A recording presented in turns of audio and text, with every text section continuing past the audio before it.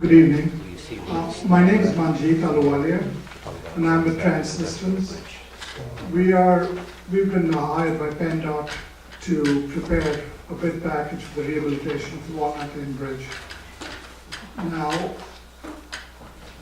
the project has been presented to all of you before also, but and Mike Cuddy's done some of this in the past. He was unable to be here, so I'm representing Transystems. The last time we presented the project to you, I think all of you, there were some concerns about the traffic flow and the speed through the circle. So since then, we added Kittles and Associates. This is a nationally known firm which works on design of traffic circles. And what we're going to do today is I'll just briefly go over the project,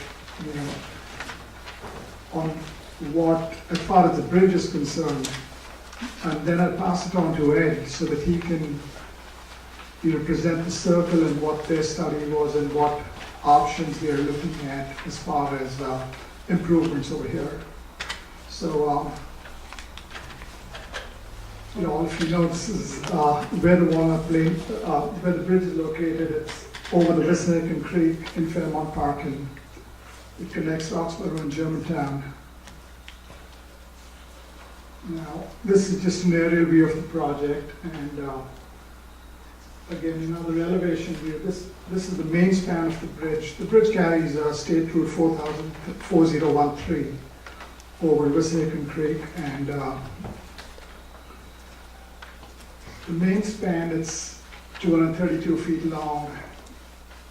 In addition to the main span, there are 5 approach spans, 2 on one side and 3 on the other.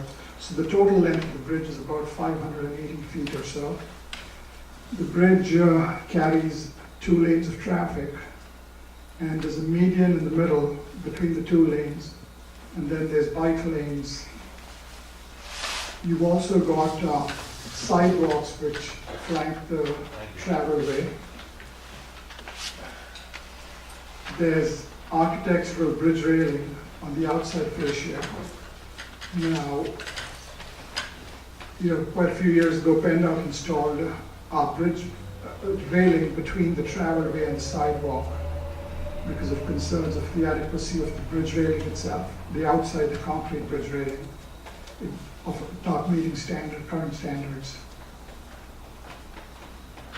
So this is a plan view and an elevation showing the total structure. Like I said, there's 3 approach spans on one side, 2 on the other, and then you've got the main span. And the main span goes over Wissahickon Creek. In cross-section, like I described this before, it's 40 feet of travelway between the 2 inside railings, and the out-to-out width of the bridge is 60 feet. Now, what you have is, on the main span are 2 arches, and the spanner columns or walls above them, and then there's a floor system which consists of floor beams with a concrete deck. When they originally built this bridge, I'm not sure if you can see this, but they put in a cinder fill, because at one time there was a thought of putting trolleys over here, but there's a cinder fill in the middle. And above the cinder fill you have concrete and then bituminous bedding courses. On the outside you can see the architectural bridge railing, and on the inside you can see the railing that you see, the type, the metal railing. Again, now this is a photograph showing the same thing, and you can see the median in the middle with the 2 lanes, and then the bike lanes with the sidewalk, and the lighting is the Cobra headlights. Now, we inspected the bridge, and what we saw was a lot of deterioration in the sidewalk. Also, some of the sections of the railing needed to be fixed as well.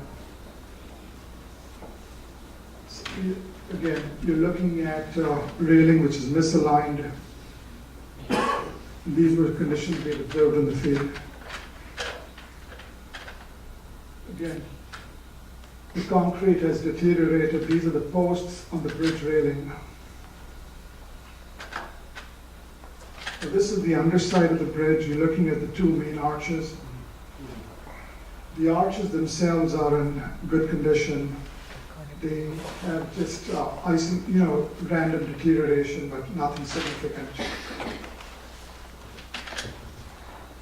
And that's just a view of the top of the arch. And like I said, for a bridge that old, this is in great shape. Now the underside of the deck, what happens is the bridge has deck joints, so there's a lot of leakage over the years again through these joints. So wherever the deck joints are located, you're going to see deterioration in the underside of the deck.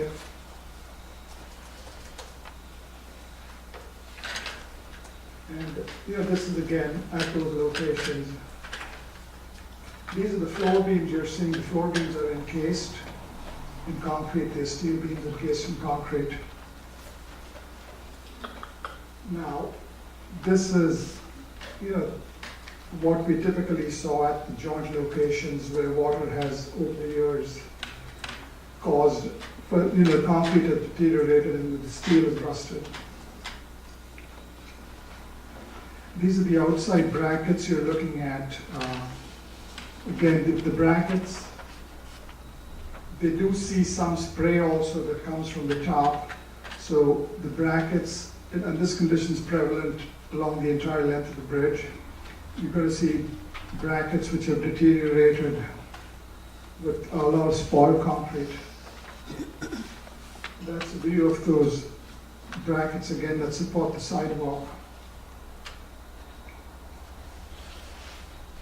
What you're looking at over here is on the underside where the bridge piers are. And the drainage, the way it drains through the piers, there's some water which over time has eroded the embankment at this pier.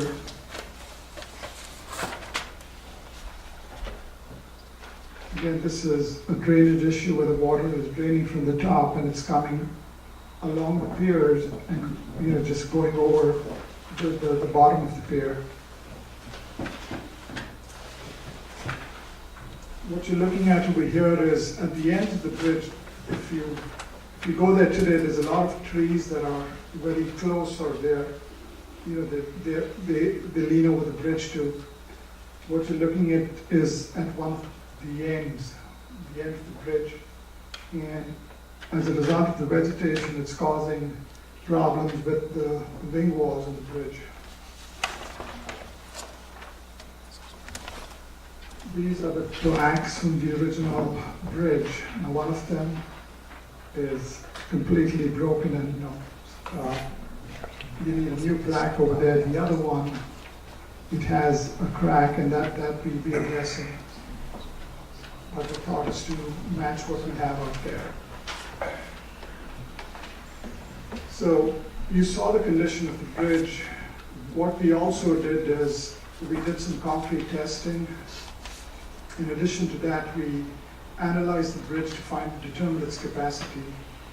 And our results, based on the inspection, the testing, and the analysis, what we concluded is the bridge could be rehabilitated to safely carry our loads and prevent further deterioration. So we developed a plan for rehabilitation. And what you're looking at over here is our proposed rehabilitation, where we'd be taking the bituminous that's there, the 7 inches of bituminous on the bridge today. We'll be taking that out.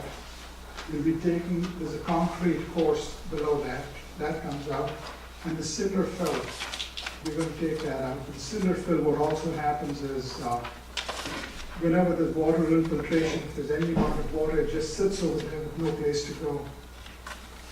And that's just not a good situation. So we will be taking that fill out, putting back lightweight concrete, and just with the capacity, to get more capacity, we're using lightweight fill. We're only putting regular weight concrete over there.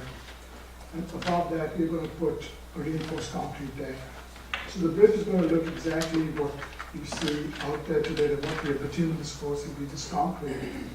With the bridge railing, we're gonna put the railing between the travelway and the sidewalk, we're gonna put railing that matches current standard, is required, meets current standards. And we are going to replicate the railing on the outside, the concrete railing. Will the new masonry railing meet current standards? When you say masonry, These ones that are railing at the outside. The outside railing? no, that won't. That's why we're gonna put the railing in front of it, the metal railing, the type 10. That's architectural, being that it's a historic bridge, it's listed, it's eligible to be listed on the National Register of Historic Places. There's only so much one can do. So we are going to maintain the look of the railing on the outside.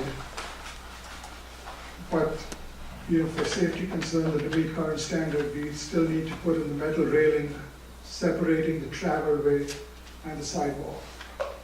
Less ugly than the current. Yes, that is Yes. correct. It's not going to be concrete. No, It's not going to be a concrete barrier. no, it won't be a lot concrete of barrier. other- No, it'll be a metal railing. It will look, you know, the appearance will, what we're trying to do also is, the outside railing has a lot of aesthetic appeal, so we want that to be visible.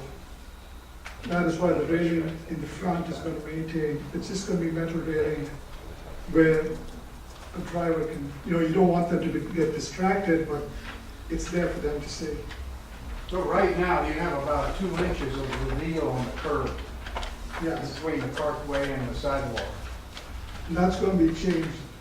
So the final product, the reveal is gonna be like 14 inches? Not 14 inches now. What's it gonna be? And the curve, 8 inches. 8 inches, yes. 8 inches. Yes. So that'll help the protection of the outside concrete railing, right? Yes. Like I said, the idea is for it to meet current standards, so we gotta keep that. Yes, sir. During the construction, what do you have in place to protect the environment, the West Acre Creek or water? Is there anything that's keeping the cinders from dropping in the creek?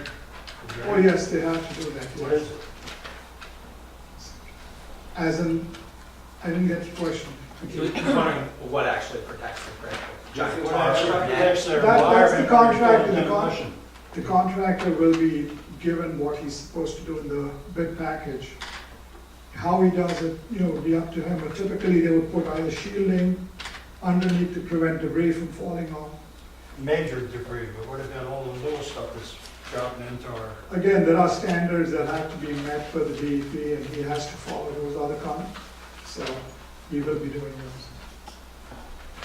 I just had one more.